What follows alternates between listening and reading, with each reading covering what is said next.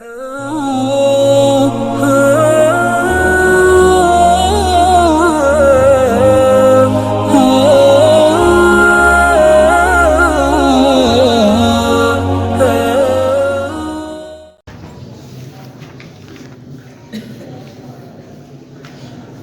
بالله من الشيطان الرجيم.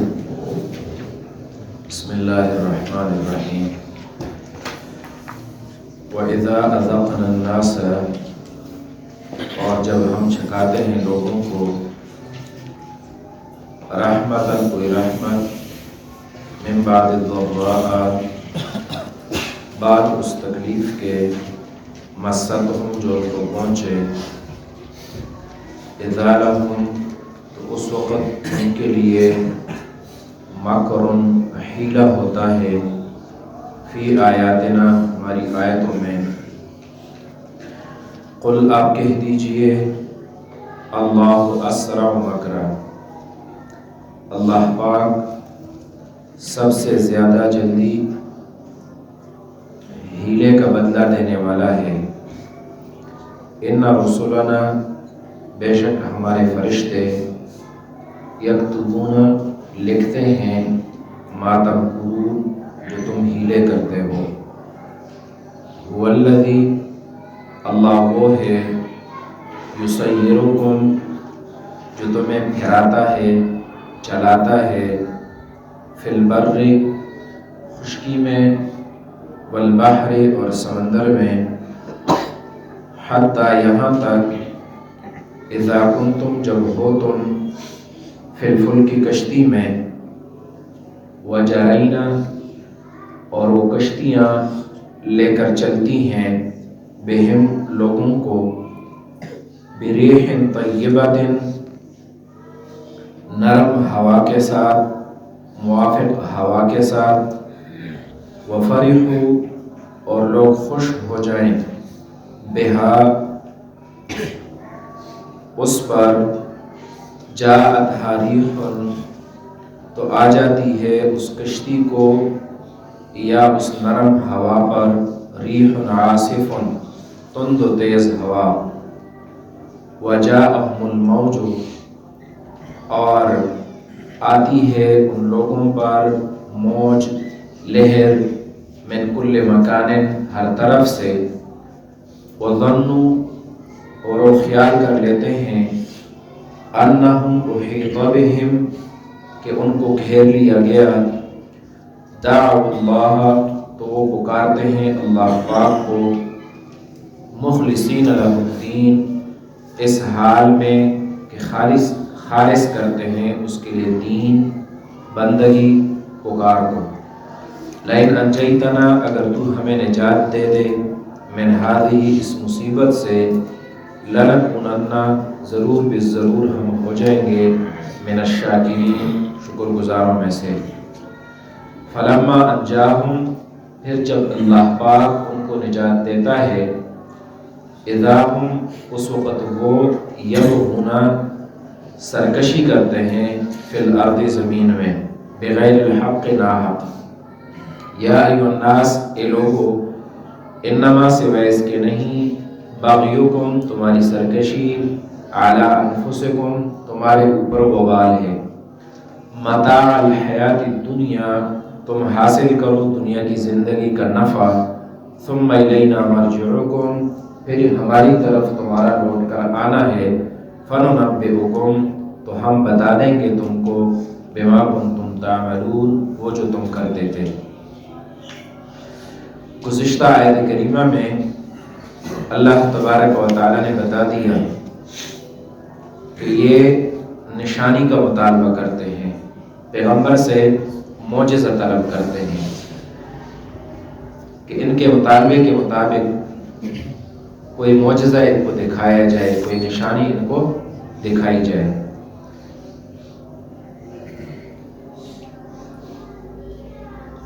موجودہ آیات میں اللہ پاک بتاتے ہیں کہ ان کا معجزے کا مطالبہ کرنا، نشانی کا مطالبہ کرنا براہ راست پر آنے کے لیے نہیں ہے، صرف شرارت کے لیے ہے، بہانہ ہے، ان کا ہیلہ ہے۔ اور اس پر دلیل ذکر کی، 2 دلیلیں ذکر کی۔ ایک یہ کہ جب ان پر تکلیف آتی ہے، قحط سالی آتی ہے، پریشانی آتی ہے اور یہ اس سے تنگ آ جاتے ہیں، تو اس وقت اللہ پاک کے سامنے گڑ گڑاتے ہیں، روتے ہیں اور وعدے کرتے ہیں کہ ہم ایمان لے آئیں گے۔ جب بارش ہوتی ہے اور مال کی، رزق کی فراوانی ہوتی ہے تو اس وقت سب کچھ بھول جاتے ہیں، پھر اسباب کے ساتھ جوڑتے ہیں، اپنے معبودوں کی طرف ان نعمتوں کی نسبت کرتے ہیں۔ تو اس سے معلوم ہوا وہ بھی اللہ پاک کی قدرت کی بہت بڑی نشانی ہوتی ہے کہ عذاب آ جائے اور رجوع کی وجہ سے وہ دفع ہو جائے، دور ہو جائے، پھر تو ان کو مان لینا چاہیے تھا، لیکن یہ نہیں مانتے اس موقع پر بھی۔ اسی طرح جب سمندر کے سفر میں ہوتے ہیں اور ان پر طوفان آتا ہے، ان کو یقین ہو جاتا ہے کہ اب تو یہ ختم ہو گئے، اس وقت یہ اکیلے اللہ پاک کو پکارتے ہیں، اور جب اللہ پاک نجات دے دیتا ہے تو پھر شرک کرنے لگتے ہیں، پھر اپنی شرارتیں اور سرکشی کرنے لگتے ہیں۔ تو اس سے معلوم ہوتا ہے کہ ان کا نشانی کا مطالبہ کرنا وہ ہدایت حاصل کرنے کے لیے نہیں ہے، ورنہ یہ حالات ان کی ہدایت کے لیے کافی ہیں۔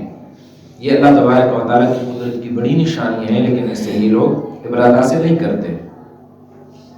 نبی علیہ السلام مکہ میں تھے، یہ لوگ مخالفت کرتے تھے، نبی علیہ السلام تبلیغ کرتے تھے ان کو۔ جب یہ نہیں مانے تو اللہ پاک نے ان پر قحط سالی مسلط کی، 7 سالوں تک بارش رکی رہی اور یہ ہلاکت کے قریب ہو گئے۔ تو وفد کی شکل میں نبی علیہ السلام کے پاس آئے، اپنی حالت زار بیان کی اور رشتہ داری کا حوالہ دے دیا کہ تم تو ہمارے بھتیجے ہو، رشتہ دار ہو ہمارے، تو اللہ پاک سے دعا مانگو، اگر یہ مصیبت دور ہو جائے تو پھر ہم آپ پر ایمان لے آئیں گے۔ نبی علیہ السلام نے دعا مانگی اور ان کی تکلیف دور ہو گئی، اور جس وقت بارشیں ہونے لگی اور شادابی ہونے لگی، فصل و باغات تیار ہونے لگے، تو اس وقت یہ کہنے لگے کہ یہ تو زندگی کے ساتھ جڑی ہوئی چیزیں ہیں، کبھی بارش بند ہو جاتی ہے اور کبھی بارش برستی ہے، تو انکار کرنے لگے نبی علیہ السلام پر ایمان لانے سے، اور کچھ لوگ اس کو اپنے بتوں کی طرف منسوب کرنے لگے کہ یہ فلاں بت نے رحم کیا اور اس نے بارش برسائی۔ تو اللہ تبارک و تعالیٰ نے اس کے بارے میں فرمایا وَإِذَا أَذَقْنَا النَّاسَ، جب ہم چکھاتے ہیں لوگوں کو، مراد تو مکہ والے ہیں، لیکن قرآن کریم تو سب لوگوں کے لیے ہدایت ہے، اس لیے ناس کے ساتھ ذکر فرمایا کہ جب ہم چکھاتے ہیں لوگوں کو کوئی رحمت، من بعد الضراء، ایسی تکلیف کے بعد، مستہم، جو ان کو پہنچے، اذا لهم مکر فی آیاتنا، اس وقت ان کے لیے ہیلہ ہوتا ہے ہماری قدرت کی نشانیوں میں۔ قحط سالی لانا یہ بھی اللہ پاک کے اختیار میں ہے، اور اس کے بعد بارش کرنا اور فراوانی کرنا یہ بھی اللہ پاک کی طرف سے ہے، لیکن یہ اس میں ہیلہ کرتے ہیں، اسباب کے ساتھ اس کو جوڑتے ہیں، اور یہ تقریباً عام انسانوں کا یہ حالت ہوتی ہے کہ مصیبت کے وقت، تکلیف کے وقت وہ اللہ پاک کی طرف رجوع کرتے ہیں، اور عام حالات میں پھر اسباب پر چلتے ہیں، اسباب کی طرف نگاہ ہوتی ہے۔ قُلِ اللَّهُ أَسْرَعُ مَكْرًا، آپ کہہ دیجئے کہ اللہ پاک جلد تمہیں اس ہیلے اور مکر کا بدلہ دینے والا ہے۔ مکر کا لفظ اردو میں تو ہم بری تدبیر کے لیے استعمال کرتے ہیں کہ یہ اس نے مکر کیا، یہ بہت بڑا ماکر آدمی ہے، لیکن عربی کلام کے اعتبار سے مکر اچھے برے دونوں معنی کے لیے استعمال ہوتا ہے۔ تو کفار کے لیے مکر کا معنی ان کی مناسبت سے ہوگا، اللہ پاک کے لیے مکر کا معنی اس کی مناسبت سے ہوگا، اور اس میں ظاہری مشاکلت ہے، کفار کا مکر، اللہ پاک کا مکر۔ تو کفار کا مکر اللہ پاک کی آیات کا انکار کرنے کے لیے ہے، اور اللہ پاک کا مکر منکرین کو مہلت دینا، ڈھیل دینا کہ وہ مطمئن ہو جائیں، نافرمانی میں لگے رہیں، دفعتاً ان پر عذاب آ جائے اور پھر وہ نجات نہ پائیں، اس کو اللہ پاک کا مکر کہتے ہیں، اور اس کو آپ ان کے مکر کا بدلہ بھی کہہ سکتے ہیں، ان کے مکر کی سزا بھی اس کو کہتے ہیں۔ تو اس لیے اللہ تبارک و تعالیٰ کے لیے مکر کا معنی اور ہوگا اور ان کفار کے لیے مکر کا معنی اور ہوگا۔ یہ جو بتایا اذا لهم مکر، یہ پہلا اذا جو اذا لقنا الناس وہ شرطیہ ہے، اور دوسرا اذا لهم مکر یہ اذا مفاجاتیہ ہے۔ شرط کی جزا پر جس طرح فا داخل کرتے ہیں تو اس طرح شرط کی جزا پر اذا مفاجاتیہ بھی فا کی جگہ پر داخل کیا جاتا ہے۔ یہ جزا پر یہ اذا مفاجاتیہ آیا ہے، اور آپ جانتے ہیں کہ اذا مفاجاتیہ کے اندر یکا یک کا معنی ہوتا ہے، اچانک، یکا یک، جلدی۔ تو اذا لهم مکر سے معلوم ہوتا ہے کہ جس وقت اللہ پاک کا عذاب ان سے اٹھتا ہے تو ان کے مکر کرنے میں، حیلہ کرنے میں وقت نہیں لگتا، دیر نہیں لگتی، فوراً بدل جاتے ہیں۔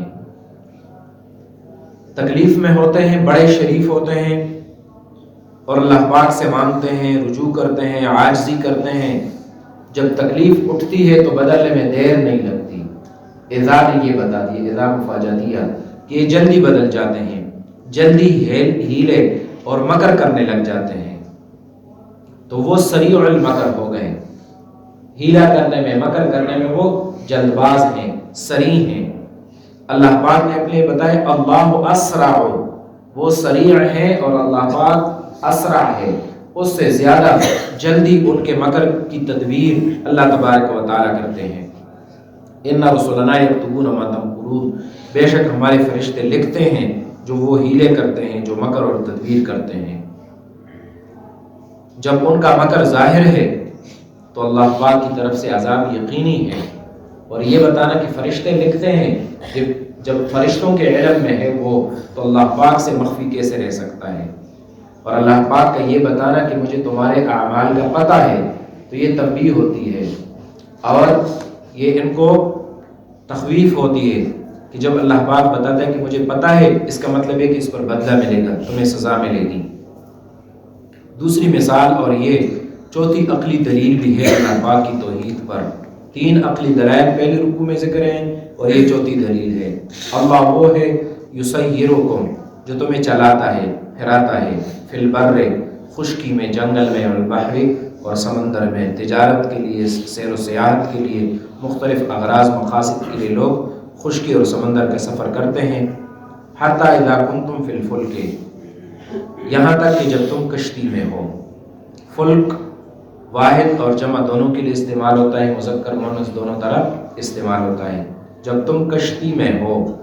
وجرین بہم، اور وہ کشتیاں لوگوں کو لے کر چلتی ہیں، اس میں التفات خطاب سے غائب کی طرف،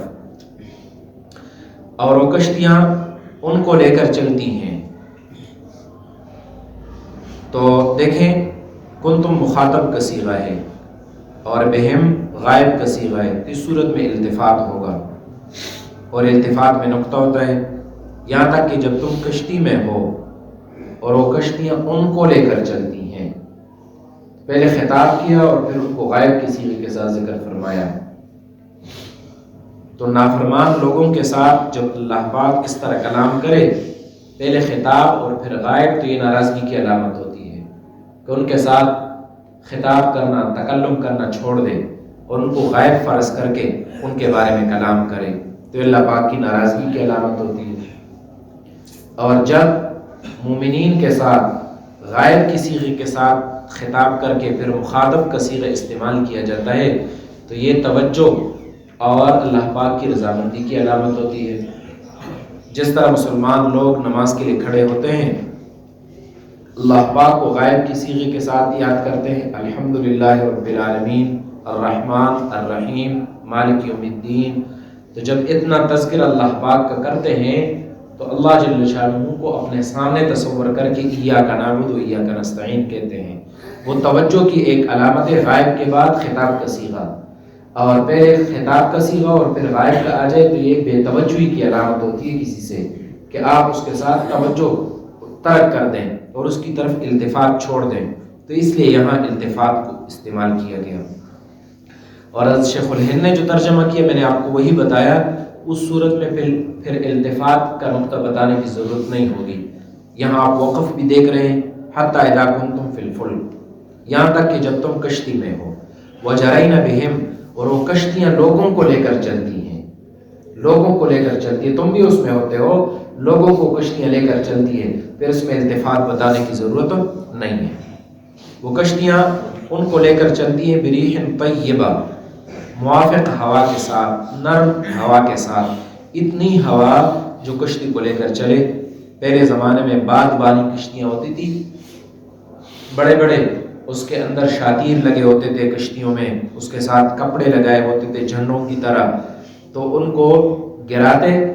کپڑوں کو لٹکاتے، جب پیچھے سے ہوا پڑتی تو ہوا کے دباؤ سے کشتی ایک رخ پر چلتی، تو جس وقت موافق ہوا چلتی، موسم کا پتہ ہوتا تھا کشتی چلانے والوں کو، تو اس کے مطابق وہ کشتیاں چلاتے تھے۔ اگر مخالف ہوا آ جاتی تو وہ بادبانوں کو اٹھا لیتے، باندھ لیتے، تو کشتی اپنی جگہ پر رک جاتی۔ لیکن بعض دفعہ سمندر میں طوفان آ جائے تو پھر جدید جہاز اور کشتیاں ہوں یا قدیم، تو سب کے لیے وہ ہلاکت کا ذریعہ وہ طوفان بنتے ہیں۔ تو اللہ تبارک و تعالیٰ نے ایک مثال بتائی کہ جب لوگ کشتیوں میں سوار ہوتے ہیں، موافق ہوا کے ساتھ وہ ایک رخ پر چلتے ہیں، وَفَرِحُوا بِهَا، ان کشتیوں کے ساتھ وہ خوش ہوں ان میں سفر کر کے، جاءتها، ہا زمین یا ریح طیبہ کی طرف راجع ہے یا فلک کی طرف راجع ہے، وجاءتها، ان کشتیوں پر آ جائے، ریح عاصف، تند و تیز ہوا، یا اس نرم ہوا کے اوپر تند و تیز ہوا آ جائے، ہا زمین دونوں کی طرف راجع ہو سکتی ہے، وجاءهم الموج من کل مکان، اور لوگ آس پاس دیکھتے ہیں، جدھر دیکھتے ہیں تو سمندر سے پہاڑ کی طرح بڑی لہریں وہ اٹھتی ہیں، اور ہر لہر کے ساتھ ان کو ظنوا انہم احیط بہم، ان کو خیال ہوتا ہے کہ یہ تو گھر گئے، گھیر لیے گئے اور اب یہ ہلاک ہو جائیں گے اس سمندر میں۔ دعوا اللہ مخلصین لہ الدین، تو پکارتے ہیں اللہ پاک کو اس حال میں کہ اس کے لیے بندگی خالص کرتے ہیں، پھر غیر اللہ کو چھوڑ دیتے ہیں۔ وہ تو ویسے بھی اللہ پاک کو پکارتے تھے لیکن شرک کے ساتھ، دوسرے معبودوں کو بھی پکارتے تھے، لیکن جب سمندر میں اس طرح کی صورت آ جاتی تو پھر تنہا اللہ پاک کو پکارتے، اس لیے تاکید کے ساتھ بتائے مخلصین لہ الدین، اس حال میں کہ اللہ پاک کے لیے دین کو، بندگی کو، اور اس سے مراد یہاں پکار ہے، پکار کو اللہ پاک کے لیے خالص کرتے ہیں، پھر لات منات اور عزا کو نہیں پکارتے، صرف اللہ پاک کو پکارتے ہیں۔ تو اس سے معلوم ہوا کہ تکلیف اور مصیبت کے وقت ایک اللہ کو پکارنا یہ انسان کی فطرت ہے، یہ انسان کی فطرت کے اندر موجود ہے کہ جب انتہائی تکلیف آ جائے اور آدمی کو یقین ہو جائے کہ اب موت ہے، بچاؤ نہیں ہے، تو اس وقت جتنا جھوٹ موٹ دل میں ہوتا ہے سب کا سب نکل جاتا ہے، جتنے بھی عارضی سہارے ہوتے ہیں وہ سارے بھول جاتے ہیں، اور دل کی گہرائی میں جو یقین بیٹھا ہوا ہوتا ہے پھر وہ نکلتا ہے۔ تو اکیلے اللہ کو پکارنا یہ عقل سلیم اور فطرت انسانی ہے کہ تنہا اللہ پاک کو پکارا جائے۔ ابو جہل کے بیٹے اکرمہ کے ساتھ یہی ہوا، مکہ جب فتح ہوا وہ بھاگے کہ مکہ میں رہنا پسند نہیں تھا مزید اس کو، تو جب کشتی میں سوار ہوا طوفان آیا، ملاح لوگوں نے لات منات کو پکارنا شروع کیا، ملاح نے کہا کہ میرا تجربہ ہے کہ یہاں لات منات نجات نہیں دے سکتے، ایک اللہ کو پکارو تب نجات ملے گی۔ تو اکرمہ نے کہا یہ وہی اللہ ہے جس کے بارے میں مکہ میں محمد کہتے ہیں کہ اکیلے اس کو پکارو کسی اور کو نہ پکارو، تو اگر یہاں سمندر کے بیچ میں نجات دینے والا وہ ہے تو خشکی پر بھی تو نجات دینے والا وہ ہے۔ اور اللہ پاک کی طرف متوجہ ہوا کہ اللہ اگر تو نے نجات دے دی تو میں محمد کے ہاتھ میں ہاتھ رکھ کر جو اس پر ایمان لاؤں گا، اور اس کے کریمانہ اخلاق سے مجھے توقع ہے کہ وہ مجھے معاف کر دے گا۔ اور ایسا ہی ہوا، جب طوفان تھم گیا تو اس نے پیسے دے دیے، واپس کنارے پر آ گیا اور نبی علیہ السلام کی خدمت میں حاضر ہو کر کلمہ پڑھ لیا۔ تو سمندر کے بیچ میں پھر اس وقت یہ اکیلے اللہ کو پکارتے ہیں اور کہتے ہیں لئن انجیتنا من ہذی، اگر تو نے ہمیں نجات دے دی اس مصیبت سے، لنکونن من الشاکرین، تو ضرور بے ضرور ہم ہو جائیں گے شکر کرنے والوں میں سے۔ لام اور نون تاکید جب جمع ہو جائے تو قسم کا معنی ہوتا ہے۔ فلما انجاہم، پھر جب اللہ پاک ان کو نجات دیتا ہے، اذا هم یبغون فی الارض، پھر دیر نہیں لگتی کہ زمین میں پھر سرکشی اور بغاوت کرنے لگ جاتے ہیں بغیر الحق کے ناحق۔ یا ایھا الناس، اے لوگو، انما بغیکم، سوائے اس کے نہیں تمہاری سرکشی کا، وبال علی انفسکم، تمہارے اوپر ہے، متاع الحیات الدنیا، تمتعوا متاع الحیات الدنیا، نفع اٹھاؤ دنیا کی زندگی سے، پھر ہماری طرف تمہارا لوٹ کر آنے، ہم تمہیں بتا دیں گے کہ تم کیا عمل کرتے تھے۔ جاؤ تشریف لے